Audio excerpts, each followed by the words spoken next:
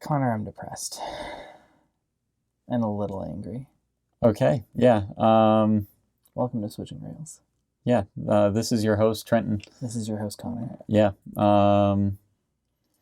So Schindler's List. That is the movie for this week. So we're gonna switch it up a little bit, change our format. We're gonna start with recommendations so that any of you that haven't seen the movie can know whether you want to. Can nope off if you guys want to after Yeah. you've heard what it does have. We will not give a summary or anything or any kinds of spoilers. So I would say, as far as recommendations on this one, this isn't a movie I would recommend most people see because they will enjoy it, but I do think it's a movie that most people should see. Absolutely. As I was going to phrase it, as a human being, I don't think that I can recommend this to other equally human beings from the humanity perspective. Like, it shows a different side of humanity that I don't want to be reminded that exists potentially inside of me. That's fair. That's completely fair. So again, recommending, I would agree with Connor. Like, it is a harrowing experience. I don't think I have felt as many feelings as this one has made me feel.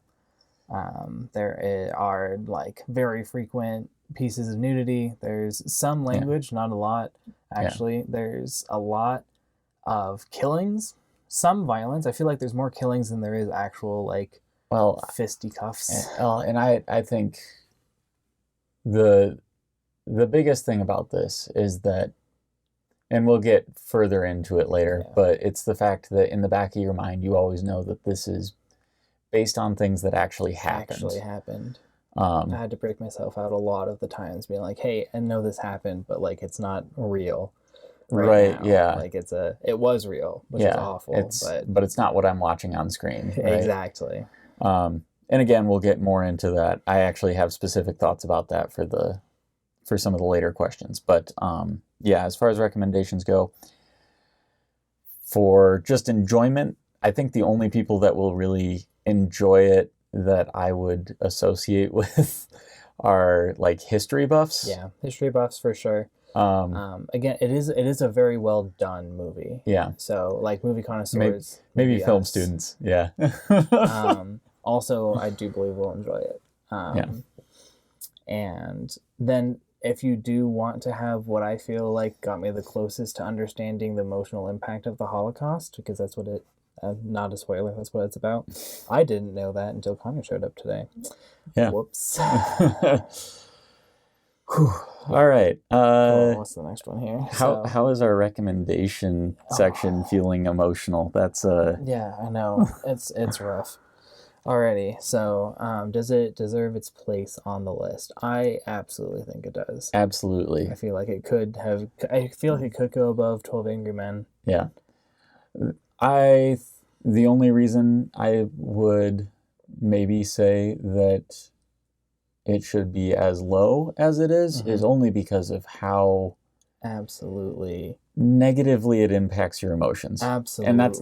And that's not a criticism of the film, no, absolutely. Right? Like, but it's again, like, if you're going to put something on the most popular movie list, and then you do that to them, you can't go higher. I'm sorry. This is only the second time I've ever seen this film, actually. Oh, nice. And that's why. Yeah, because you're not going to watch this for fun. It's not going to be your go home and cuddle up and watch Schindler's I've had a rough day. I'm going to watch Schindler's List. Yeah, no. Yeah, or I've had too good of a day. I'm going to go watch Schindler's List. Yeah, exactly. I can see some people doing that, maybe. If you do, please get some help. Yeah. Okay, so ratings. Sorry. Yeah, no, keep. No, you. You deserve some of the joy in your life. Yes, okay. At least some of it. You don't need to siphon it off just because you have joy. Please don't do that to yourself. Yeah. So ratings on this. Yeah, absolutely. So enjoyment was like a 4 out of 10. Yeah. Like, okay, maybe a 5. This one ranges so wildly for me. It's somewhere between a 1 and a 10 for enjoyment. Absolutely. At basically any point in the movie. Because on one hand, I find well done filmmaking fascinating. It's why I wanted to go into film in the first place. Absolutely. Right? And this is incredibly well done. So well done. On the other hand, it's making me feel a lot of emotions that I don't want to feel. And it doesn't stop. Which, the weird part is, with most films that have those kind of emotions, I can get some sort of grim enjoyment out of watching those really dark things. Yes. I don't get that out of this one. Nope. There isn't anything. Yeah. Like it's impossible to enjoy watching Schindler's List. I'm not going to say that. It's impossible to enjoy watching the atrocities that are occurring on screen. Yeah, absolutely. Whereas enjoying, like, for example, some of the more grisly scenes in the Godfather movies. Absolutely. You're like, okay, this is a wow factor. This is like, wow, this is awful. Yeah. But they did it really well. It doesn't make you feel like your entire soul might be in question. Right, yeah. So that's... So technical, though, I almost feel like giving this one a 10, technically, because of how it made me feel and because of how the shots were and because of exactly, like, what it did. I didn't think that I would reach this point, but I'm looking at it and I'm going, this might be an 11 out of 10. Like it's technically masterful. Yes. I think. And because we don't have any questions that directly address this, I just really quickly want to talk about Spielberg and the fact that I think in... Spielberg is the director. Yes, he is. But I think he put out some really, really well done movies. And I think movies like this one are why he is considered so widely to be one of the greatest directors living. Yes. Despite the fact that if you look at his back catalog, he's got more mediocre movies and more misses than... At least together, at least together, than he does really, really good films. But films like this absolutely set him apart. Absolutely. Goodness gracious. Yeah. So that is what we have to say without spoilers, at least. Yes. If you want to keep watching, great. But this is where spoilers start. If you've liked what we've been doing so far, it's something I haven't done recently, is please subscribe, like, share it. Yeah. It's fun. All right, spoilers. Territory. Yeah. So this is we're starting a new thing here where we are doing the summaries. Oh, yes, thank you. You're right, summary. Do you want to do it? But this one feels super difficult to summarize. I can take a shot at it generally. So go for it. Yeah. Okay. So Schindler's List is the story of a Czechoslovakian. I thought it was Czechoslovakia. Is what it said he was from. When it was his hometown was in. No, he's German. He specifically says it at the beginning. Oh, does he? Yeah. Okay. Well, the guy says, "I'm required by law to tell you I'm a Jew." He says, "I'm a German." Oh yeah, you're right. Yeah. Literally in the movie. Okay. Well. Yeah. Sorry about that. So he's a German. A German man who initially is starting out seeing an opportunity for business in this war. He sees that Jews are marginalized and therefore relatively inexpensive labor, and goes and makes a factory and has some positive impact on Jewish life-ish. Yeah. And then it follows him and this group that he's hired throughout the escalation of the Jewish imprisonment and internment and encampments, and it follows the specific general, we're going to say captain, I think he's more of a captain in this day and age, on the Nazi side, who's running the camp. And Amon Goeth. Yeah. I do not remember what his official rank was, but he was a commandant. Yes. I don't know what exactly that meant, but it was high, but not the highest. Yeah. and shows their experience there in that camp, and then eventually they're leaving that camp due to Schindler purchasing everyone to go and make ammunition until the war ends. Yeah, quote unquote. Ammunition. He doesn't actually make ammunition. The first thing he makes are ceramic pots, and then he goes to quote unquote ammunition, which he actually tweaks his machine so they don't ever make any workable ammunition.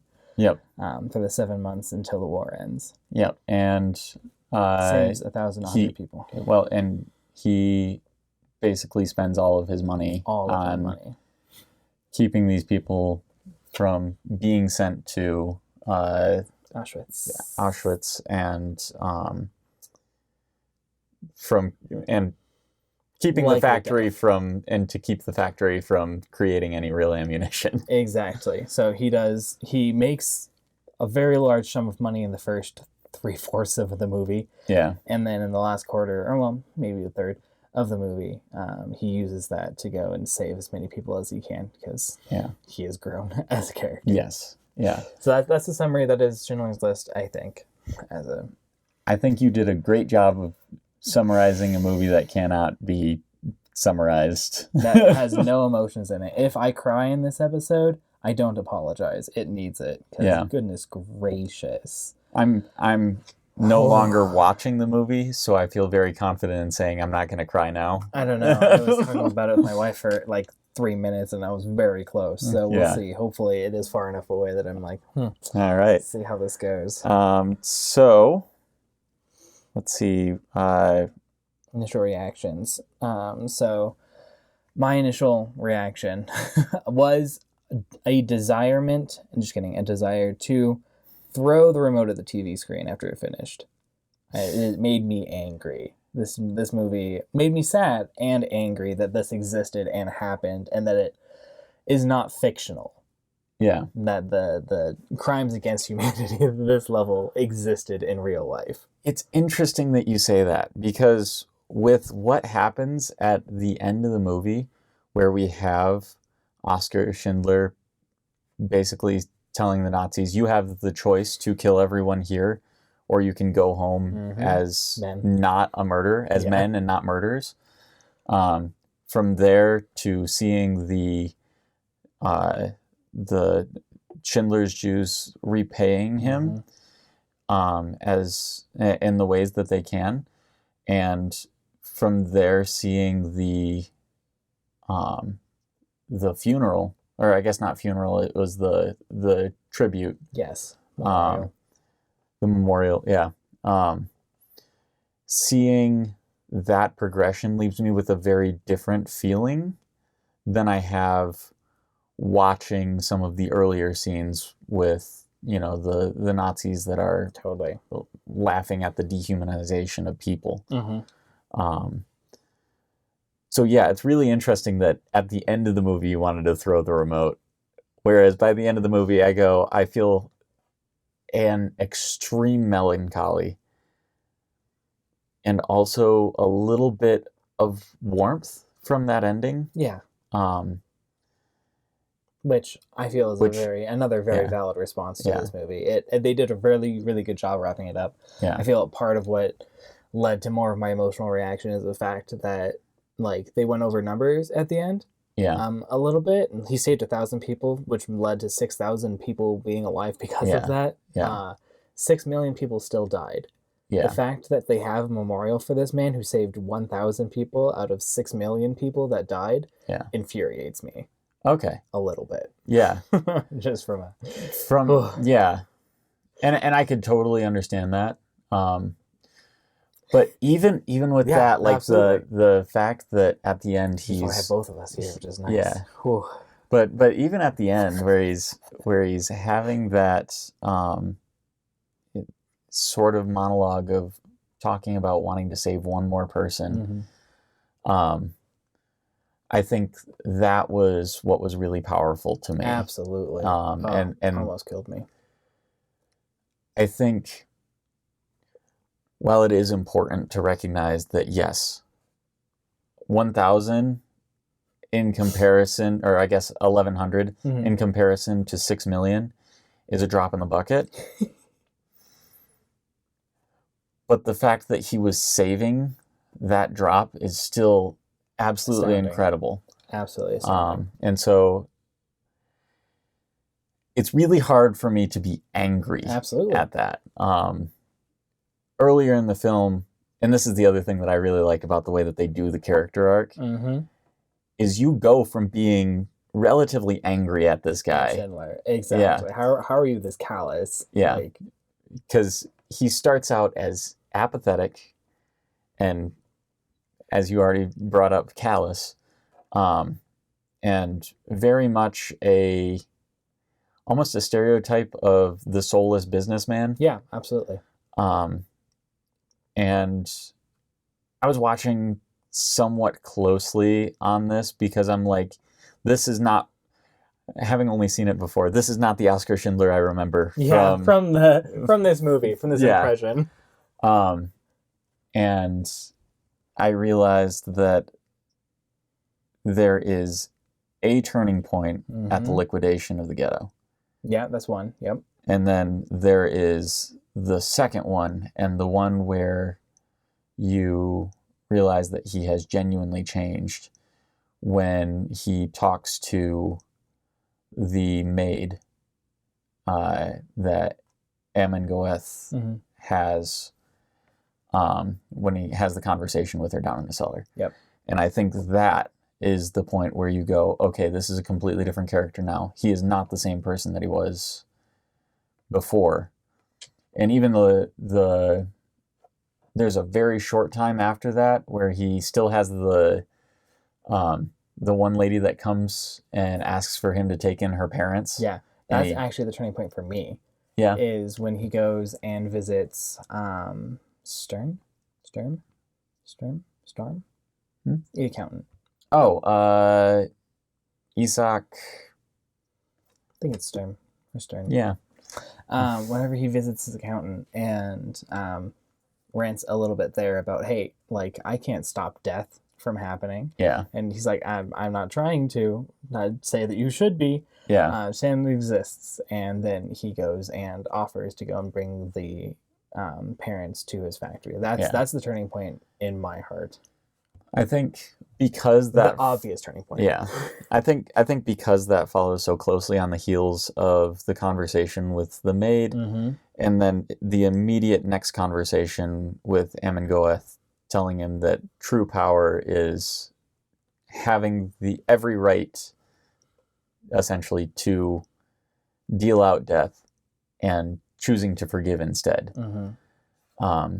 I think because that next part happened so quickly after, that I go, yeah, he's still kind of holding on to what he feels is the business that he needs to be running, but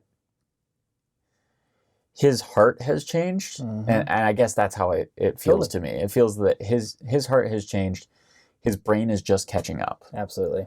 I can see that totally. And so, yeah, I mean, that's why I argue for that point. Yeah. The other option is completely valid. I have... Speaking, though, of that, like, section where he goes and gives the advice that that's what true power is, and then seeing Amon in the next 10 minutes try it out and then fail miserably. Yeah. I thought was a very, very well done scene. Yes, me too. Out to me. Where he goes and gives mercy to 2 or 3 people, and then still shoots the kid that couldn't clean his bathtub. Right. I actually saw something this time around that I hadn't seen before. And there is a strong theme of duality throughout this entire movie. Goodness gracious. And you even look at Amon Goeth as he relates to Oskar Schindler. And it will show a very similar scene with one of them and then sort of the opposite. So, like, Amon Goeth's I saw as like a perversion of what Oskar Schindler was doing. Absolutely. Right? And the fact that they even side by side, they are working, they're both doing work camps. Exactly. Right? And they're both in positions of power there. Mm-hmm. But you see the way that they treat the same issues, and there's just a complete twisting. Yep, absolute complete twisting. And it's very, very interesting. Mm-hmm. The other thing that I noticed is very often, and I wonder if this is part of what kind of fed into your anger on this, is they will show an atrocity, mm-hmm. and then they will immediately juxtapose it with a party. Yeah. Like this happens at least 3 times in the movie. Very, very, very often. And you also still have the like 3 scene section of the wedding, and then Eamon beating up the maid. Yeah. And Helen, I think. And there's one other thing that Oscar's birthday. Oscar's birthday, exactly. Yeah. All at once, and that like does something to your brain. Yeah. Yeah, it's very trying to like the amount of dissonance in this movie. Yeah. I feel is again masterfully done. Yeah. Like they make you feel like you need to be compartmentalizing your brain. You're not even one of the people doing the atrocities. Right, yeah. Like, just watching it, you need to go and try and separate yourself, because there's no way that someone could have all of this juxtaposition going on in their life and be sane. Right, like, yeah. Which I think eventually is what pushes Oscar a little bit more into, like, he... Yeah. Because he's seeing everything firsthand. Mm-hmm. I mean, that's the other thing. Very much. Yeah. Like, he watches the liquidation of the ghetto. Yeah, from a mountain. Yeah. And so I think having that...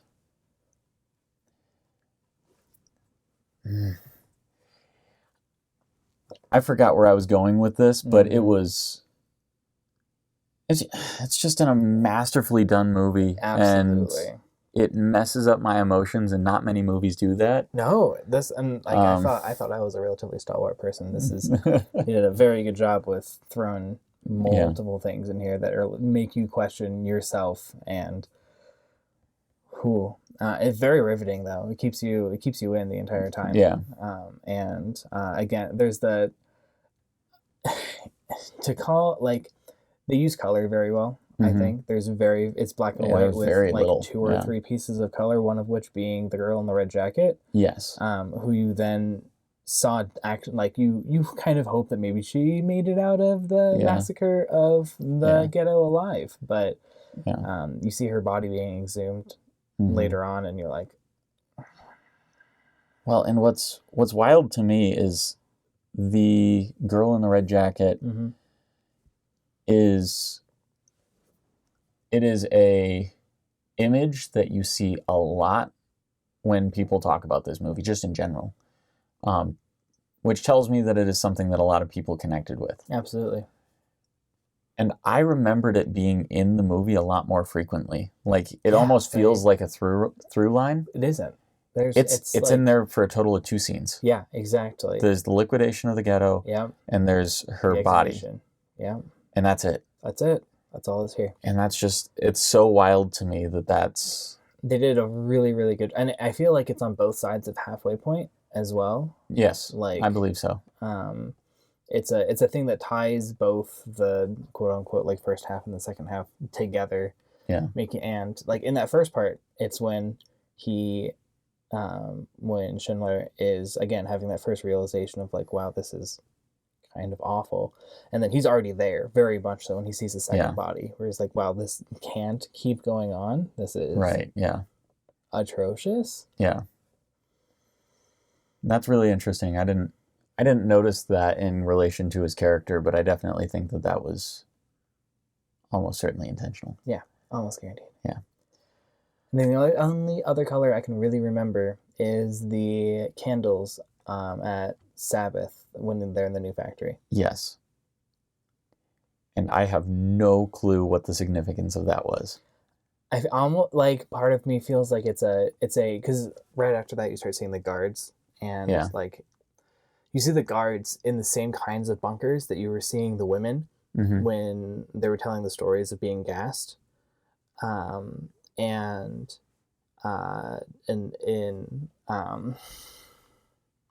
again, duality, like they put that in there, and I feel it's a moment of remembrance and of like potential understanding and hope. Like adding that color is a very, very small amount of right in a wrong situation. Yeah.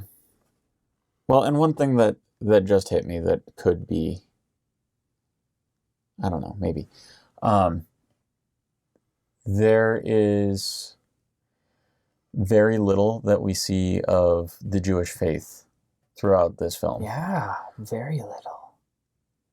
And what we do see is with those candles and the fact that it's the very first shot of the movie. Which is in full color. No, the first shot isn't.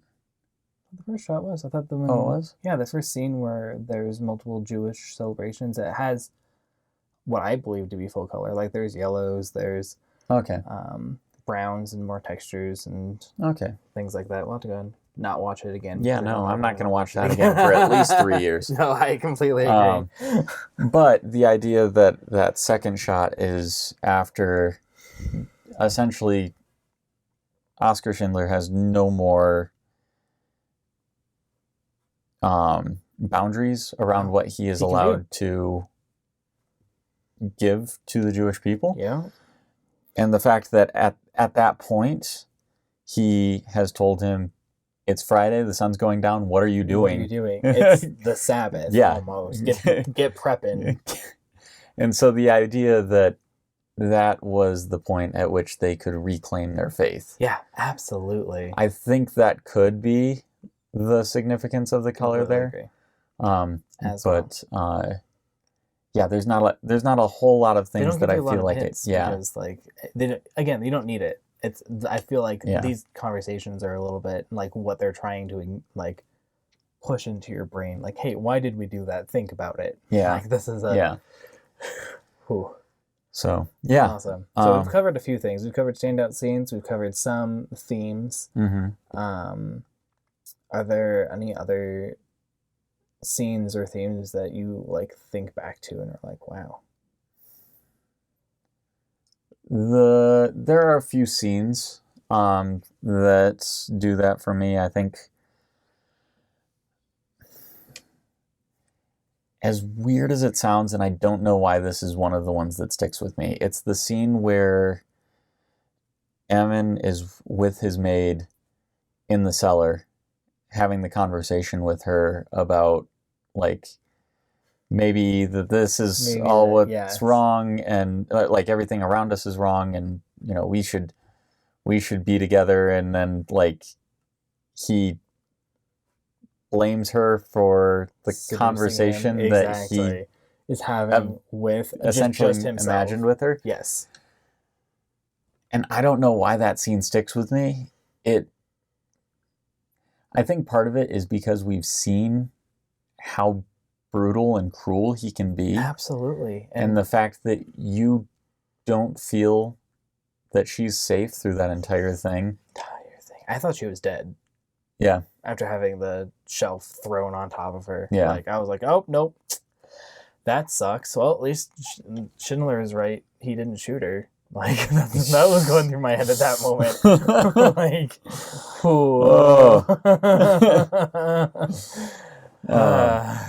and he was fairly obsessed with her because, again, that was the one Jew he didn't want to sell to Schindler. Yeah. At the end when he's moving everyone. Well, and I'm thinking back, I caught something this time that I hadn't seen before. It was that he is hanged at a sanitarium. Yeah. At the end of the film. Which feels strange. What are sanitariums? Is that like an insane asylum? It's an asylum. Okay, I thought so, yeah. Makes sense. He's a little wonky.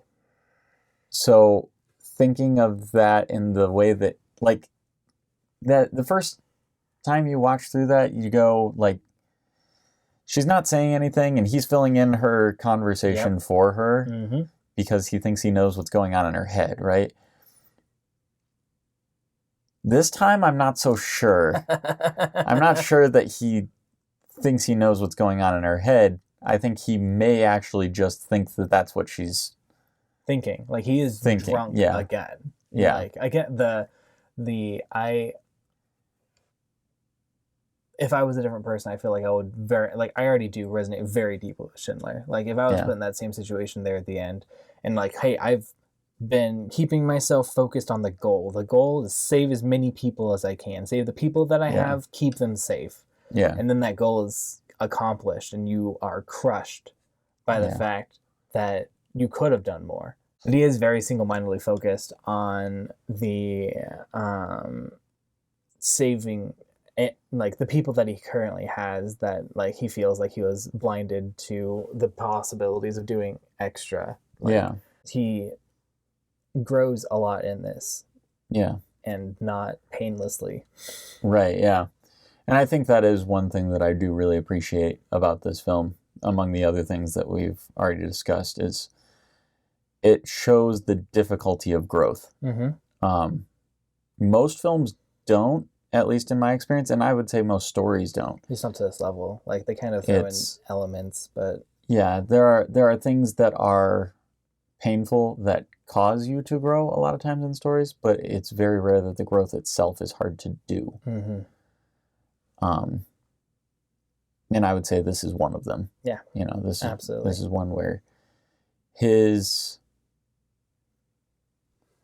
idea about basically using people for cheap labor being broken down piece by piece by piece until the very end, where he's like, hey, and building up. Yeah. And like no, but building up the idea that these are people that need to be taken care of, and Absolutely. I have the ability to do that. And I have the ability to do that. Like, he has a privilege and opportunity. Yeah. And because I have an ability, I have a responsibility. Exactly. Yeah. Yes, absolutely. In other words, this is the first Spider-Man film. Yep. Before most other... No, not before most other. When was this made? Early 2000s? I want to say it was like 93. 93? I think. I might be completely off. Check it after. But I do know it was before I was born, but not a long time before I was born. Yeah. Liam Neeson did look really young, so comparatively. I mean, like yeah. Phantom Menace and stuff. Phantom Menace was 2001. Insane. No, it's not. It was 97. Was it? Yeah. Was it still in the 90s? Yep. That's insane. That's insane. Also, I liked his change in perspective of, like, at the very beginning, he kind of understands that he's offering these people, like, better than they would have gotten otherwise. And he feels like, hey, that's cool. I did this. Like, yeah, I'm a good person. Yeah. By the end, he is like, no, like, yeah, I was able to help facilitate this. You guys are the reason that you're here. Like, right, yeah. I provided you a safe haven and you kept with it. Like, it is not me that did this. Yeah. And that was really, really, really cool and humbling to see. Yeah. The other scene that has stuck with me in a very strange way has been the fire hose scene. Yeah. Okay. Where clearly he is trying to do a kindness. Yes. And the fact that no one else sees it as like a kindness. Yeah. Like, it's seen as a cruel joke. Yes, exactly. Like, hey, here's some hope you're all going to go to the gas ovens. Yeah. So it doesn't matter that you're cold now. Right. Well, it wasn't just for cooling. It was the fact that they were all dehydrated. Also that. But yeah. Anyway, not the point. It is very strange to see, and I guess some of it may just be the idea of people as less than human. Mm-hmm. And I think as someone who cannot wrap my head around how you can think that way. It's really hard for me to understand why you would see that as anything but a kindness. Exactly.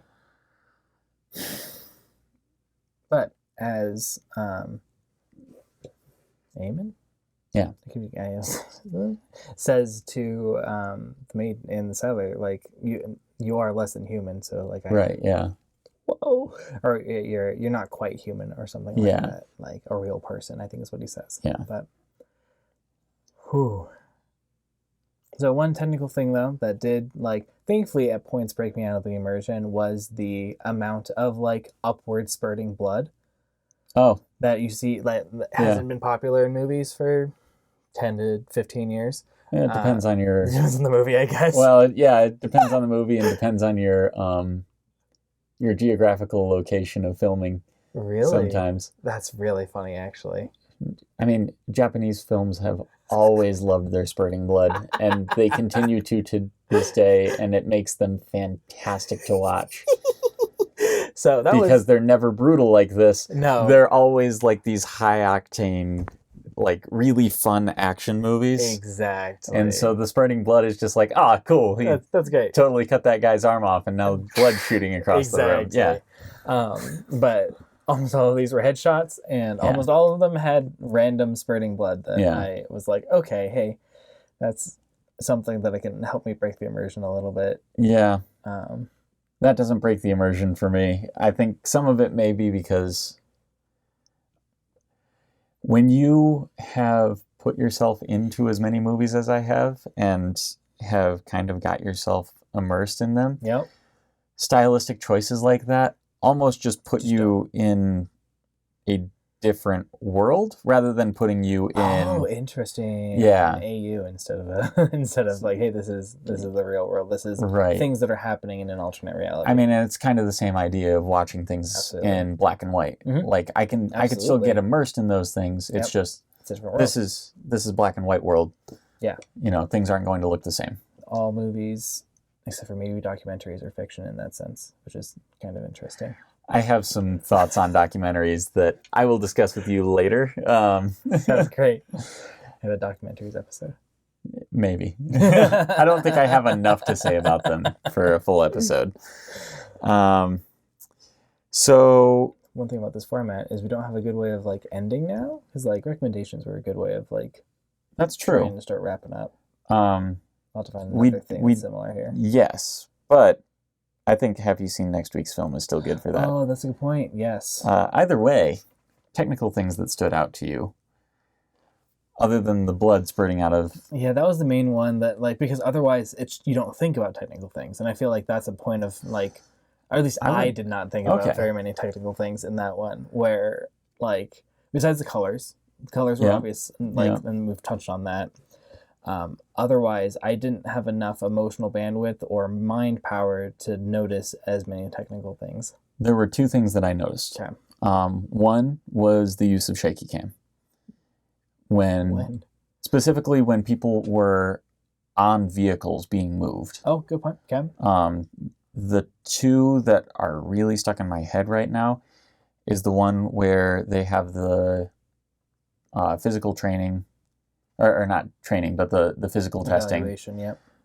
And then they secretly cart off all of the children.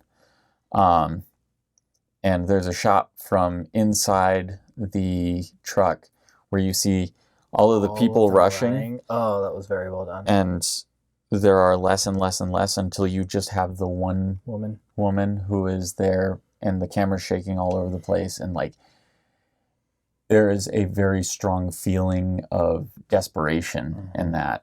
And I think that was incredibly powerful. Agreed. Yeah, good technical thing. The second one of those was in the train where they're going to Auschwitz and there's the child outside. And when it's in the train, it's so shaky, you're not entirely sure that you saw what you thought you saw. Had no idea, and it does do the replay. And it does the replay in very slow motion. Slow motion. It's just really interesting. Like, it is not often in this film that we are dropped into somebody's head. Mm-hmm. And so I think the fact that you are dropped into that woman's head and you Yep. know that you're dropped there Yep. for that brief second is also just really, really Very powerful. Like, hey, we had this hope. We're talking about cool foods that we're going to have. Right, yeah. We haven't had in a while. We're going to have soup and bread. Exactly. Yeah. There's some potatoes. Yeah. Meat, potatoes, and bread. Yeah. And that's not how you make a certain dish. I didn't catch what it was, but that was the conversation. Oh, yes. That was the conversation, exactly. And they were very excited. Like, there was hope and joy, the same kind of hope and joy that you saw mirrored in the men's train whenever they were being taken. Right, yeah. And then the realization that, hey, we're not where we're supposed to be. Right, yeah. The other technical thing that stood out to me, and I guess all of these are going to be camera related, but cameras. I do like cameras. Actually, I have one edited as well. So also the scene with the physical testing with the record player and the people running naked in the circle on the curve of the record player. Oh, same direction. Well, I think they're going opposite directions. Yeah. Okay. Oh, you're right. Nope, you're right. And I think at that point in the film, it almost feels like you're watching like documentary footage of yes, absolutely, what was happening in those camps. Holocaust. And that shot just kind of puts it in like a weird Twilight Zone kind of place. Very Twilight Zone-y. Of like, it feels like it's something that should just be being projected onto this record player, but also like it's right there. It's right there. It's happening right next to it. And that's a really weird feeling. This is a movie full of weird feelings for me. So many weird, and very much on purpose. Like they try and like traumatize you. Yeah. In this movie in as many ways as they possibly can. Right. Yeah. And I would say this is one of the movies that I think is most powerful that's going to be on this list. Absolutely. And that makes sense to me. It's far from the most traumatizing for me, which is very strange. Well, that's good. And I think some of that is because we aren't put into the position of the people very often in this. True. Like they don't encourage you to like put yourself into like a Jewish person's position or even a German's position. You were just watching. Yeah. And I think that's why when I watch this movie, I feel more of a sense of depression and melancholy rather than like a horrification. Yeah, absolutely. Which is very strange. I feel like I should be horrified by this. Exactly. And I am by the idea of what happened here, but I'm not. The film itself doesn't horrify me, and that's just, it feels like it should. It really does. The only other thing that stood out to me this time was the editing in the scene with the boy scrubbing out the bathtub, and the realization that Amengoeth has that this just isn't who he is. Yeah, like he's the power that I was looking for. He isn't an emperor that has the power to forgive. He's something else. He's a prison warden. And the fact that we watched the boy in 3 separate shots before the gunshot is even taken at him. Yeah. Right? 3 gunshots. Yeah. Sorry. But like we have that first shot when he's walking down the stairs and we're like, okay, he's leaving. Yeah, but at that point you're like, oh, he's and dead. The second time you see it, you go, what's going on here? Something bad is going to happen. You don't necessarily know what. And then there's the third one, and he misses. We haven't seen him miss ever. Not yet. Like, and so the fact that and twice. Yeah. which feels weird. Very weird. And then when he's actually killed, it's off screen. Yep, off screen. And it's just which all the other ones were on screen as well, which is Sorry, I keep going over scenes, but I've got one more. Okay, perfect. The dread that at least I feel, and I think most people feel, in the scene where the guns are constantly misfiring. Yeah. I remember the first time I saw that and just sitting there waiting for it to happen. And it was almost humorous at first. Yeah. It's like, oh, this is a comedy. But I can't laugh, though. Yeah, like, no. What are you doing I guess to me here? And then it keeps going. You're like, when's it going to happen? Yeah. I think it doesn't make you want it to have happened, but you just want that scene to be over. Yes, it drags you along just on the ground. Right, yeah.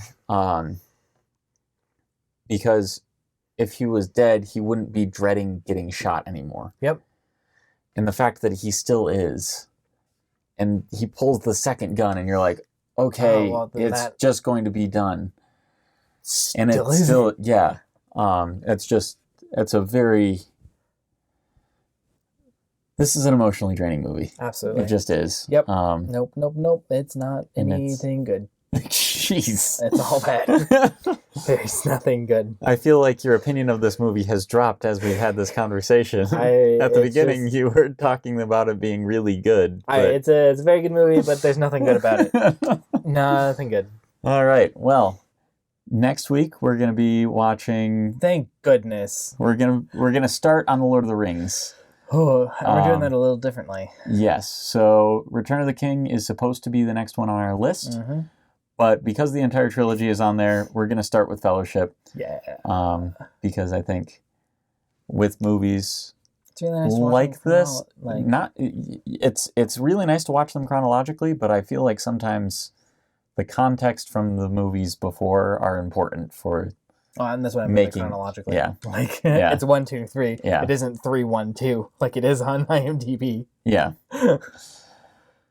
So, yeah. I'm very excited for that. I've watched Lord of the Rings so many times. It was one of the movies that I mentioned in the intro. So, very excited for it. All right. Gracious. Yeah. So, we have work cut out for us, though.